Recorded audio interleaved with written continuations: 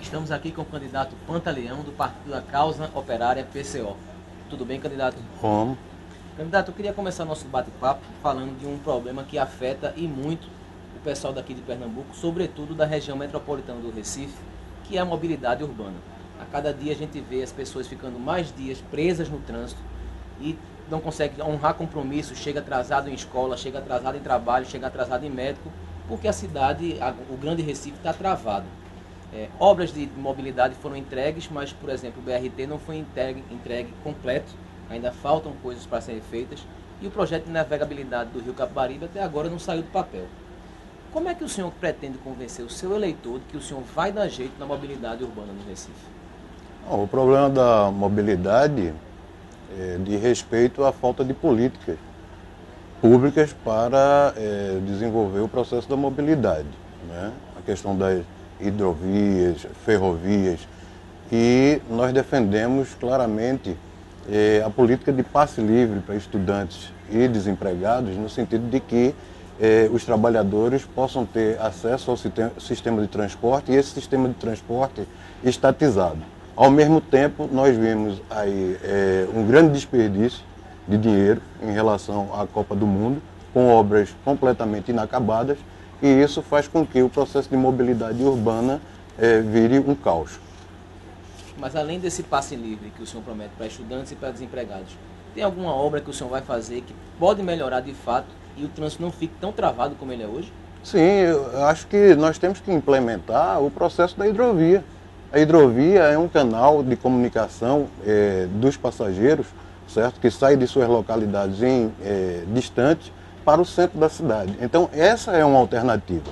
Outra alternativa é a extensão de ferrovias, né, para todo o estado. Isso aí vai desafogar completamente o trânsito, principalmente na região metropolitana e estado e interior. Há quem diga que esse processo de ferrovias ele não foi feito ainda porque é muito caro. Onde é que o senhor buscaria recursos para fazer esse tipo de serviço? Essa questão dos recursos, para nós, está muito claro, porque o governo Eduardo Campos, ele endividou o estado em 7 bilhões e meio, com BID, com BIRD. Então, o financiamento e o investimento para essas áreas, não só em relação à mobilidade, em relação ao transporte, em relação a diversas obras, né, o plano de obras públicas para geração de emprego, de moradias, nós vamos conseguir esses recursos a partir do momento em que nós não vamos reconhecer essas dívidas. E, com certeza, não vamos pagá-las. O povo não usufruiu nem um centavo dessa dívida que foi feita pelo governo Eduardo Campos. Então, nós não vamos pagar nem dívida interna, nem dívida externa. Mas aí, e se o Pernambuco ficar conhecido como um estado devedor e não tiver crédito por conta disso, não pode prejudicar um pouco também a população do estado, não? Não, não. O processo de mobilização popular, com certeza, garantirá essa política. A política do não pagamento das dívidas, uma política que o povo não usufruiu, né, desses dinheiros contraídos, né? Então, o processo de mobilização popular é que pode garantir isso aí. O processo de mobilização popular garantiu as eleições diretas. O processo de mobilização popular garantiu o fora-colo, né? E com o processo de mobilização popular, com certeza vai garantir essa política que é defendida pelo PCO. Candidato, mudando agora o tema para a área da educação, o que é que o senhor pretende fazer para valorizar os professores aqui do estado? Por exemplo, aqui em Pernambuco se paga o piso, que é de R$ 1.782, mas o salário ainda está abaixo de estados vizinhos, como a Paraíba, onde se paga R$ 2.112, e em Sergipe, que o piso lá é R$ 2.334. O que é que o senhor pretende fazer para valorizar o professor e também para melhorar a qualidade do ensino aqui no estado? Sim, veja bem, a questão da valorização do professor, isso aí quem bem entende são os próprios professores, certo? E eles têm um plano de cargo e carreira. Então, nós vamos defender o plano de cargo e carreira que os professores defendem, certo? Que são as reivindicações deles, da sua categoria, as suas reivindicações sindicais. Então, nós vamos defender o plano de cargo e carreira defendido pela classe, pelos trabalhadores. Com relação à questão salarial, o nosso partido defende o salário vital. O salário vital para nós é de R$ 3.500. Certo? É o salário vital que nós achamos que atende às necessidades, capaz de atender às necessidades básicas do trabalhador, do professor, né? Um salário que garante saúde, que possa garantir saúde, transporte, educação, moradia, higiene, lazer, né? Esse é um salário que nós defendemos. Então, o senhor subiria o piso não só dos professores, mas dos trabalhadores em geral para R$ 3.500? Com certeza, essa é a nossa política. O Estado tem recursos para isso? O Estado vai garantir, como eu disse, através daquela questão do não pagamento das dívidas com BID, com BIRD e com outros agiotas financeiros internacionais, para que esses recursos, ao invés de garantir a sangria para esses banqueiros e esses abutres, esses recursos fiquem no Estado para investir no processo educacional. Atualmente o Estado ele tem um programa que leva alunos daqui do Estado para fazer intercâmbio em outros países. E aí o que a gente observa é que esse é um programa que é apontado como que deu certo, mas tem muita gente que reclama que é um contrassenso. Você manda aluno para fora quando tem tantas escolas aqui no Estado que ainda estão em condições precárias. O que é que o senhor vai fazer para melhorar a condição dessas escolas?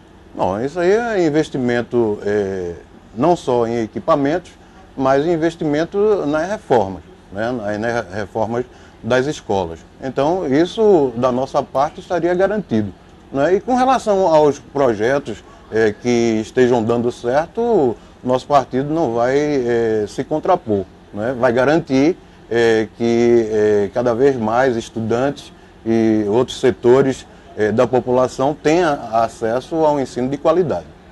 Saindo um pouco da área da educação, indo agora para a área da saúde, o que a gente observa é que no último governo, vários hospitais e UPAs, 24 horas e UPAs especializadas, foram construídas aqui no Estado.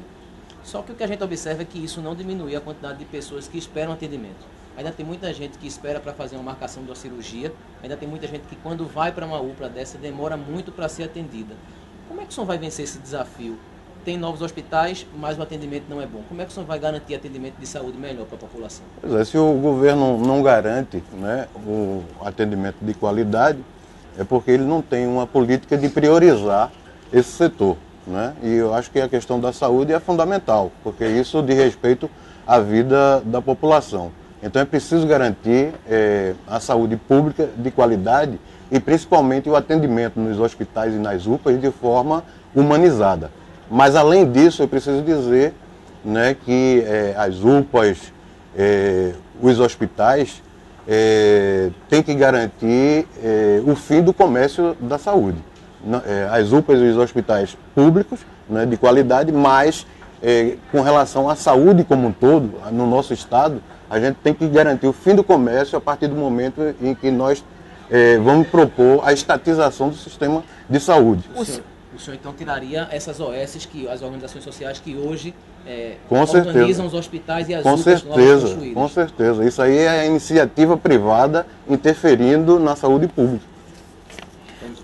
Falando agora da área de segurança pública, a gente vê que o governo do estado, o atual governo, criou em 2007 o Pacto pela Vida, que diminuiu o número de homicídios e realizou umas prisões aqui também no estado.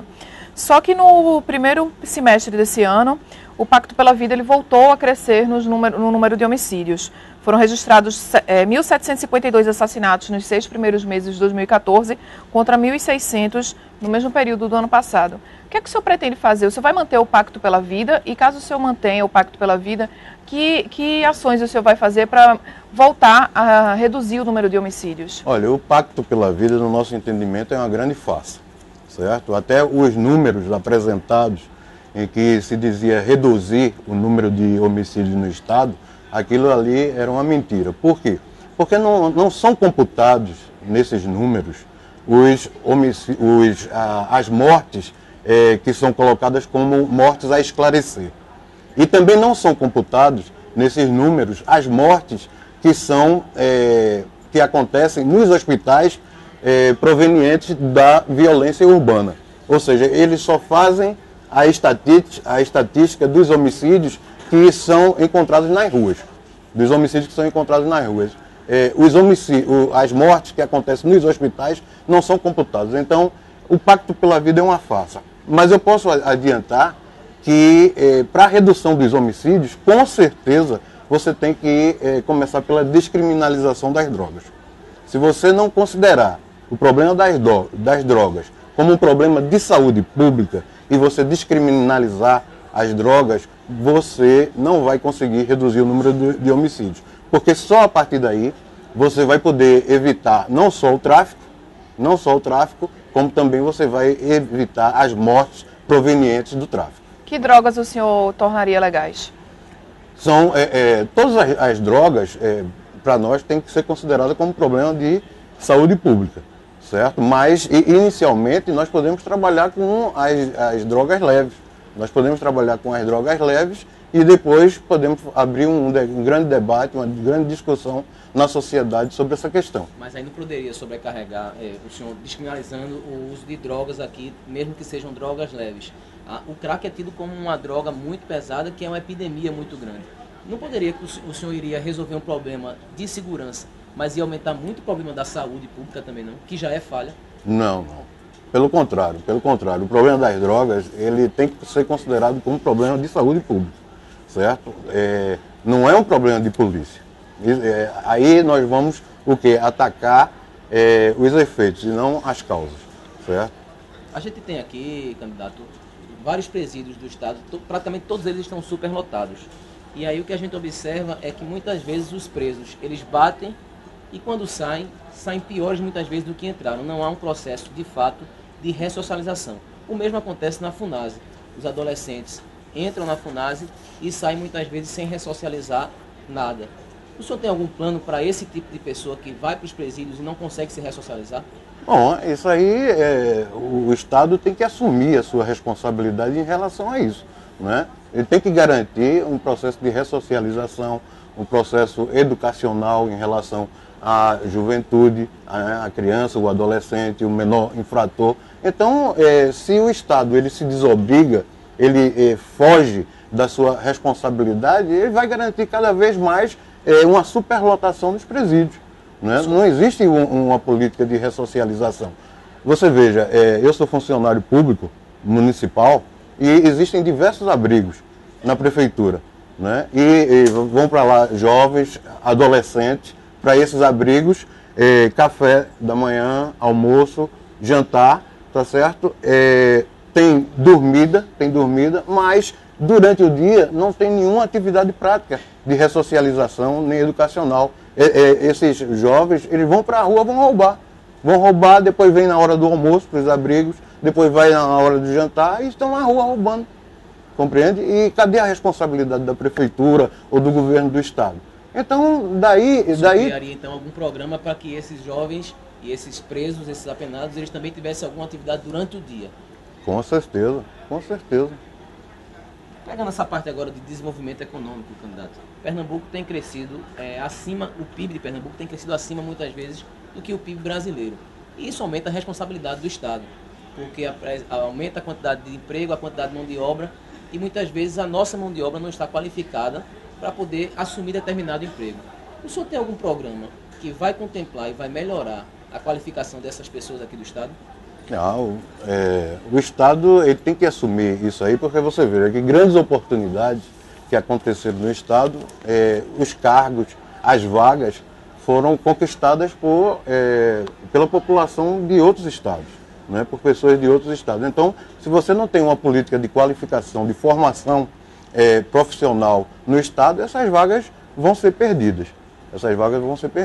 E com relação ao desenvolvimento, o nosso plano é um plano de obras públicas para geração de emprego e renda, né, com a garantia do investimento em detrimento ao pagamento de agiotas internacionais e o investimento no Estado. Que obras o senhor faria aqui no Estado? Obras, por exemplo, o déficit habitacional aqui em Recife de 100 mil moradias, no Estado cerca de 250 mil. Então, um grande plano de obras públicas para a construção de moradias populares. A questão da reforma agrária nunca sai do papel. Nós defendemos a reforma agrária para fazer o assentamento das terras ocupadas, né, pelos movimentos sociais, pelos movimentos dos trabalhadores rurais, para que isso aí é desenvolvimento, se você faz a reforma agrária, porque você veja que hoje está tomando lugar no nosso estado o agronegócio que visa a exportação de frutas, certo? Visa a exportação de um ou outro produto, enquanto que os produtores rurais, os trabalhadores rurais não conseguem produzir, não consegue produzir, tá certo, uma alimentação capaz que seja suficiente para o nosso estado. Candidato, eu queria agradecer a presença do senhor aqui conosco, na nossa TV JC, no Jornal do Comércio. Muito obrigado. Até a próxima. Agradeço eu.